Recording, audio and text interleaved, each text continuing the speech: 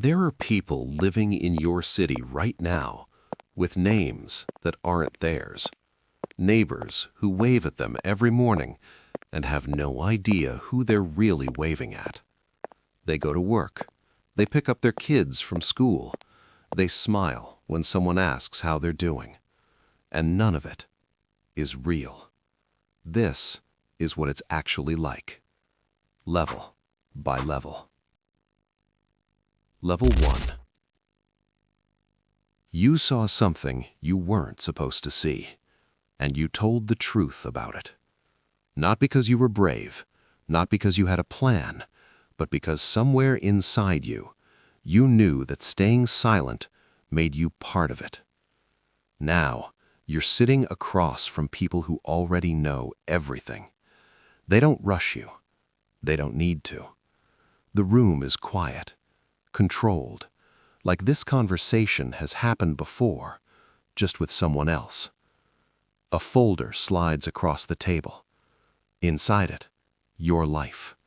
Photos you didn't know existed, records you never thought anyone would find, conversations you don't remember being recorded.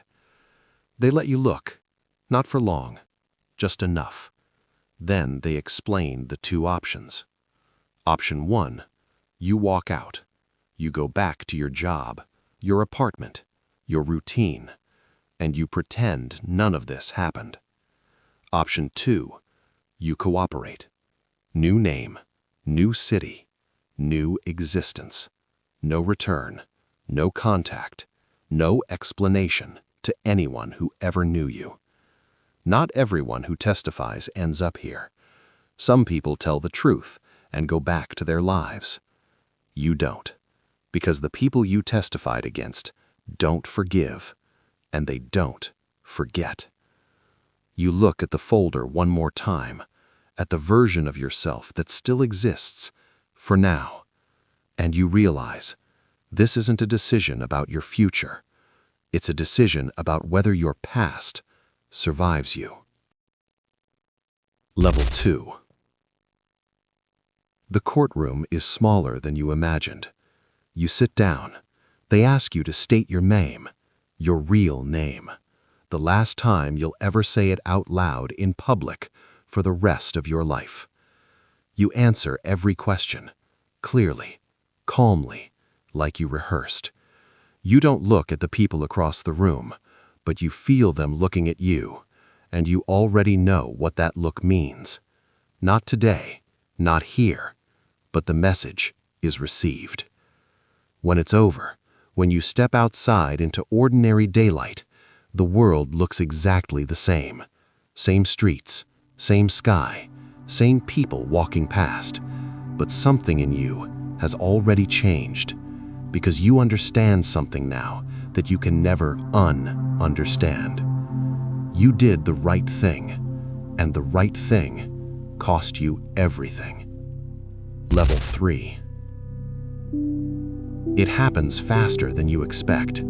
There's no countdown, no final moment to prepare. One day you're still in your normal routine, and the next you're being told to pack. Not everything, just what matters, which is strange, because suddenly nothing really does.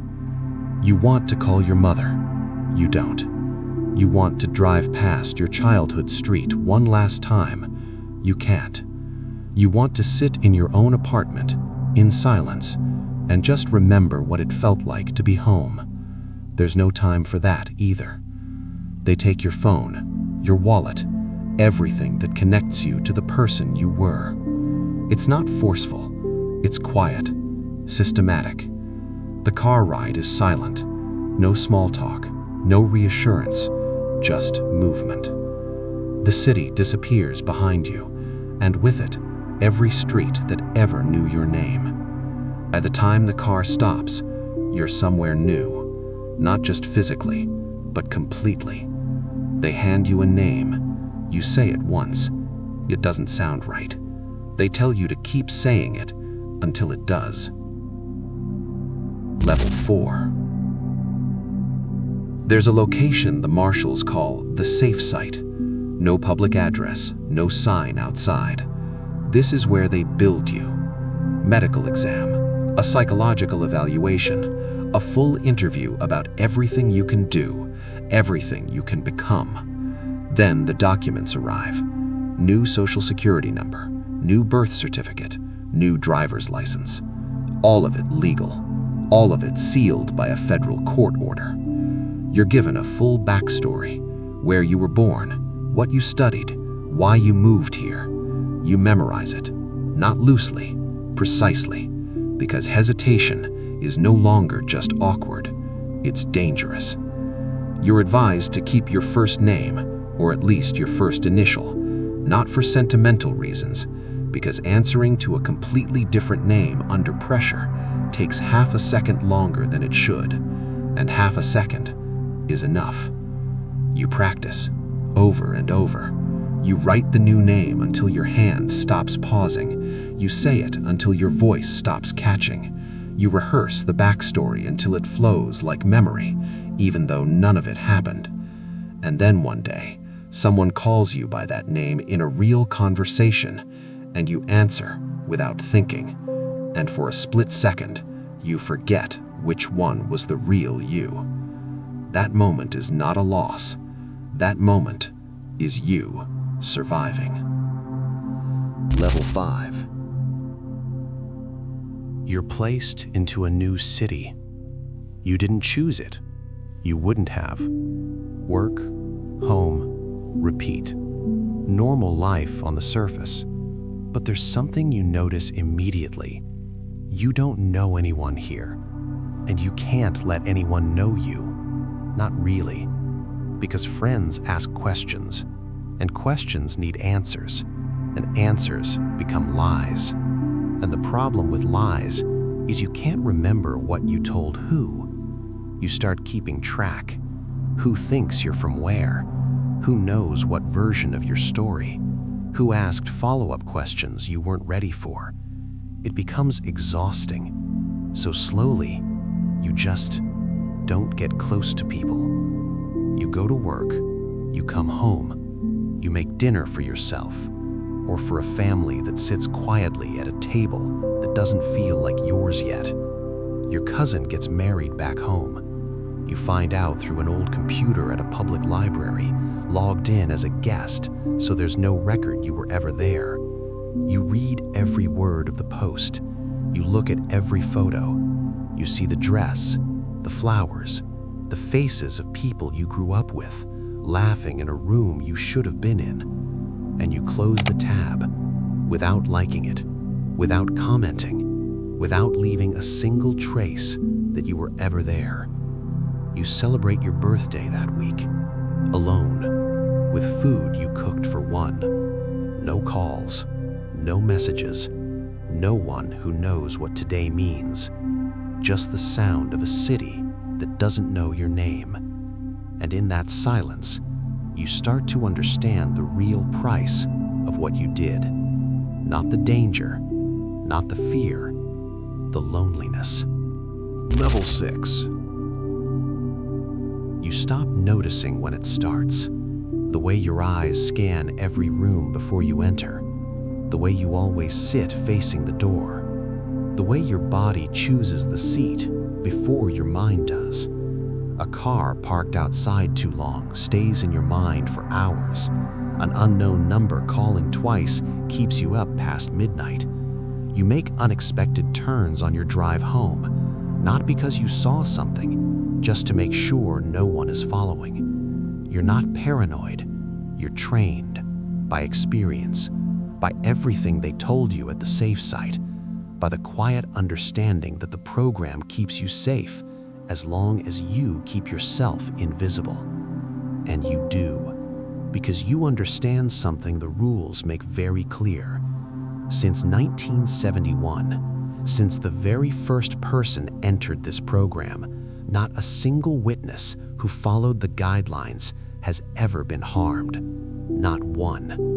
Over 19,000 people protected, over 5 decades of the program running, and the record holds, because the people who followed the rules stayed safe every single time. That's not luck, That's the program working, and you are going to let it work. So you stay alert, you stay invisible, you stay alive. Level 7.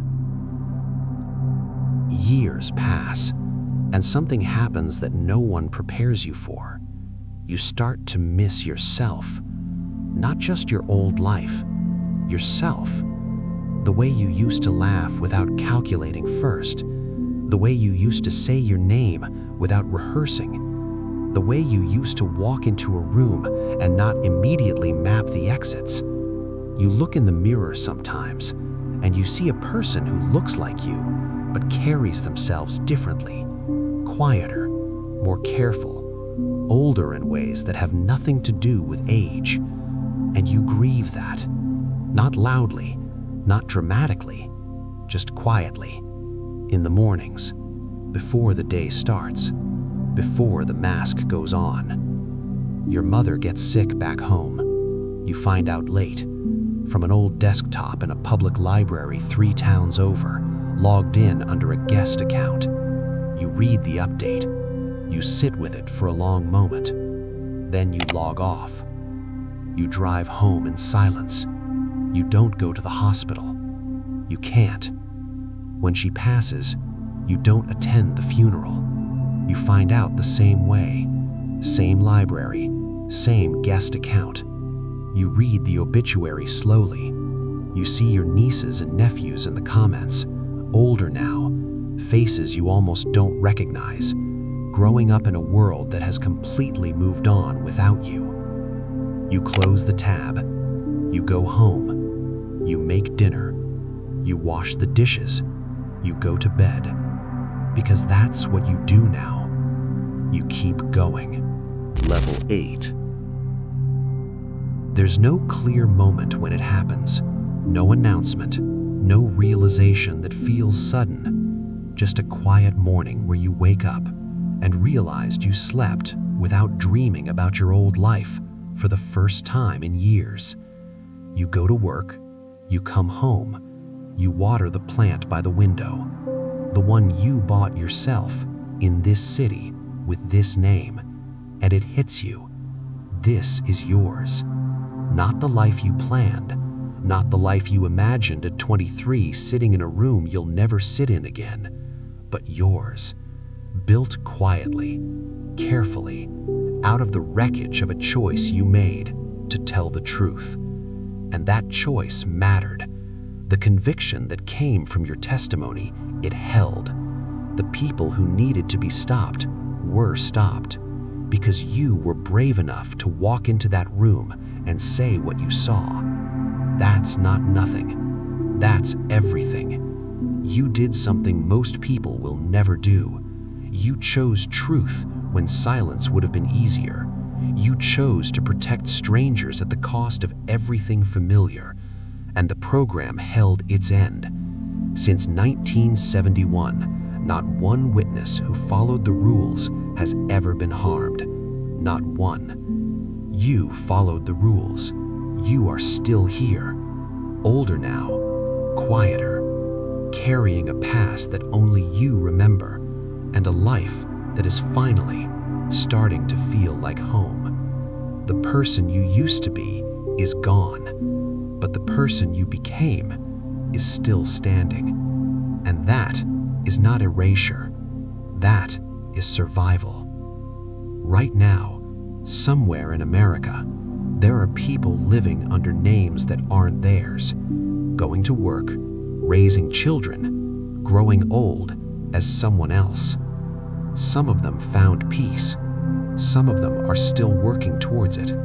But all of them made a choice that most people never have to make. They told the truth when it cost them everything. And the world is safer because they did. If you want to keep going deeper into the hidden levels, the classified lives, the systems most people never see, you know what to do. The next level is already waiting.